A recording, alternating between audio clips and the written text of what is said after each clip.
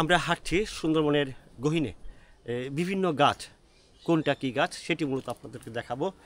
থাকবেন আমার সঙ্গেই। ফুলের কারণে সুন্দরবনের ভিতরে হাঁটাই যায়। তারপরেও এই যে সুন্দরবন, যেই গাছের নামকরণে সুন্দরবন, এটি সুন্দরবনের সেই সুন্দরী গাছ। গাছটি অবশ্যই পাশে একটি গন গাছের পাতা ছেয়ে পড়েছে, এটি মূলত সুন্দরী গাছ। দেখতে পাচ্ছেন এই গাছের পাতাগুলো স্থানীয়ভাবে এ ধরনের সুন্দরী গাছের পাতা এরকমই হয়। এবং গাছগুলো দেখছেন ডালের রং, পাতায় সম্ভবত কোনো পোকামাকড় দ্বারা আক্রান্ত হয়েছে। পাতাগুলোর ভিতরে যে সজীবতা, সেই সজীবতাটা দেখা যাচ্ছে না। এবং হয়তো হতে পারে প্রচণ্ড গরম, দীর্ঘদিন বৃষ্টি নেই, যে কারণে গাছের পাতাগুলো এরকম হতে পারে।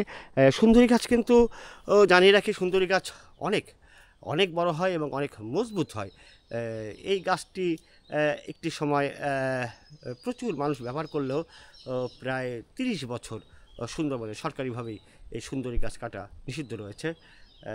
তারপরেও সুন্দরী গাছের যে ধরনের বেড়ে ওঠার কথা সুন্দরবনে, সেটি কিন্তু আমরা দেখতে পাই না। আমাদের একটি সুন্দরী গাছ পেতে হলে অনেকটা পথই ঘুরতে হয়, খুঁজতে হয়।